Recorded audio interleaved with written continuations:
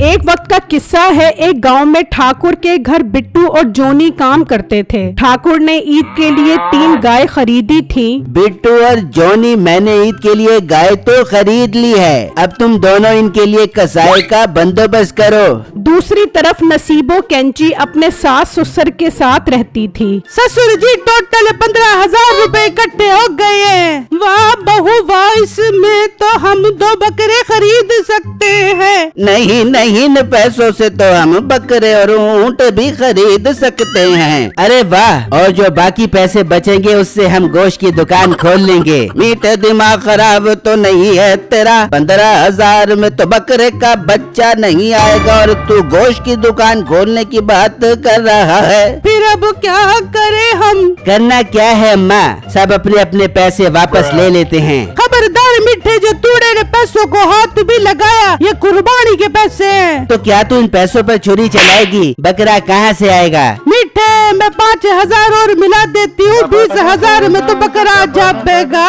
ارے واہ بیگم، تو چھا گئی۔ چلو ابا جی بکرا خرید کر آتے ہیں۔ پھر میٹھا اور اس کا باپ گھر سے نکلتے ہیں۔ دوسری طرف بٹو گائے کو گھاس کھلا رہا ہوتا ہے تو ٹھاکر بٹو کے پاس آتا ہے۔ سناؤ بٹو، کسائی کا انتظام ہوا؟ ٹھاکر صاحب آپ پریشان مت ہو، میں کسائی کا انتظام کر لوں گا۔ جبکہ میٹھا اور اس کا باپ بکرا خرید کر گھر آ جاتے ہیں۔ نصیبو اور اماں جی آ جاؤ، ہم بکرا لے آئے ہیں۔ پھر نصیبو اور ساس باہر آتے ہیں۔ او اماں، تو کیا ڈھونڈ رہی ہے؟ میٹھے، بکرا ڈھونڈ رہی ہوں۔ او اماں نیچے دیکھ، بکرا یہ ہے۔ اور میٹھے، بکرا نہیں، مجھے تو یہ بلی لگ رہی ہے۔ ارے میٹھے، تم 20,000 میں اتنا چھوٹا سا بکرا لے کے آئے ہو؟ بیگم اصل میں اونٹ رکشے میں پورا نہیں آ رہا تھا، اور موٹی ناک والی عورت، ورنہ 20,000 میں اونٹ بھی مل رہا تھا۔ میٹھے جا، میں تجھ سے نہیں بولتی، میں ناراض ہوں تجھ سے۔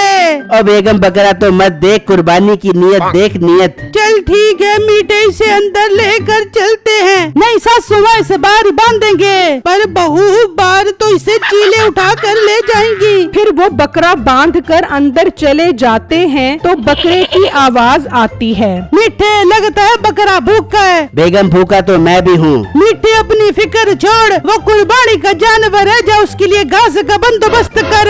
بیگم کہاں سے گھاس لاؤں؟ جو پیسے بچے تھے وہ رکشے والے کو دے دیے۔ چل بہو، میٹھے کو چارے کے پیسے دے تاکہ یہ چارہ لے کر آئے۔ ساسو ماں، میرے پاس 1 روپیہ بھی نہیں ہے۔ جب تیرے پاس پیسے نہیں تھے تو تجھے کیا موت پڑی تھی قربانی کرنے کی؟ بہو مجھے تو بہت بھوک لگ رہی ہے۔ سسر جی، دوپہر کا کھانا تو ہے پر رات کا کھانا نہیں ہے۔ تو بہو رات کو ہم کیا کھائیں گے؟ ابا جی صبر کر لو، کل ہم بکرا کاٹ کر کھائیں گے۔ میٹھے، وہ تو تب کھا دیں گے جب اس بکرے کو کچھ کھلا دیں گے۔ جس طرح کس کی صحت ہے، کل تو یہ بھوک سے ہی اللہ کو پیارا ہو جائے گا۔ ابا جی نصیبو ٹھیک کہہ رہی ہے، اسے کھانے سے پہلے کچھ کھلانا ضروری ہے، پر میٹھے چارہ کہاں سے لائیں؟ پیسے تو ہے نہیں۔ میٹھے، تو ایک کام کر، باہر جا، جس کی گائے گھاس کھا رہی ہوگی ادھر سے گھاس اٹھا کر آ جا۔ واہ اماں، یہ تو نے بہت اچھا مشورہ دیا ہے، میں بھی جاتا ہوں۔ پھر میٹھا گھر سے نکلتا ہے تو راستے میں اسے ایک گائے گھاس کھاتی نظر آتی ہے۔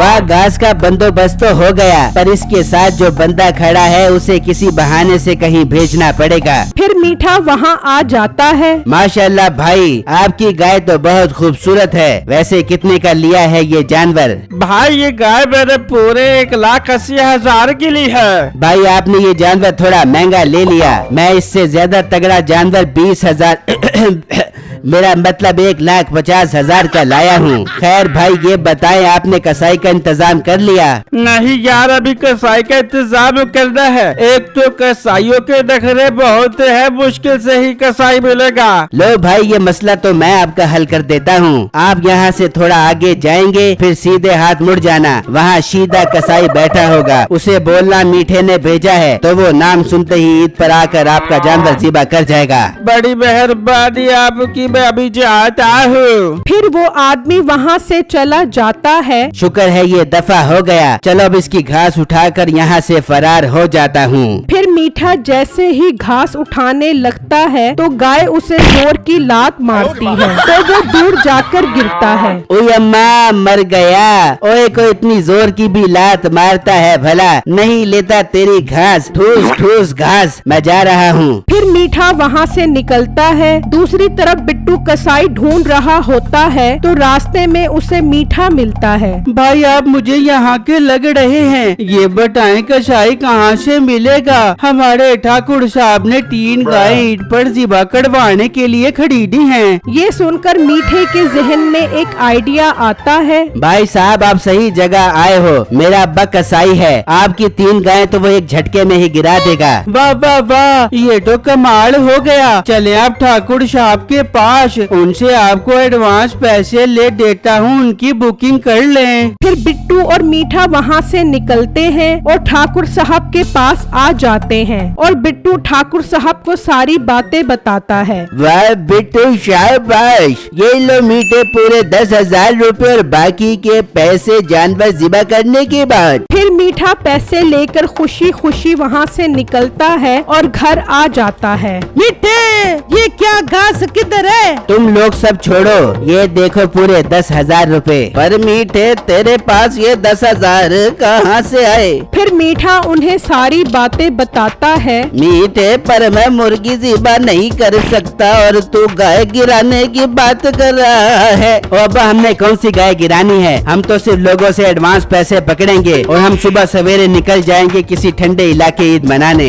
मीठे वैसे तेरा आइडिया बुरा नहीं है, वैसे भी कसाईयों की बहुत डिमांड होती है ईद पर, इसलिए तो अब्बा कह रहा हूँ हुलिया बदलो और बन जाओ कसाई। फिर मीठा और बाप कसाई बनकर निकल जाते हैं। चल अब्बा शुरू हो जा। आओ कसाईयों की बुकिंग करवा लो, छोटे मोटे बड़े जानवर ज़िबा करवा लो, सबको आजमाते हो, आज हमें भी आजमा लो। फिर उन्हें एक आदमी नजर आता है तो वो वहाँ आ जाते हैं। माशाल्लाह जी, आपकी गाय तो बहुत प्यारी है। जनाब आप ये सारी ही ज़िबा करवाओगे ना? जी कसाई साहब, सब जानवर ज़िबा करवाने हैं। चलो भाई फिर एडवांस दे दो।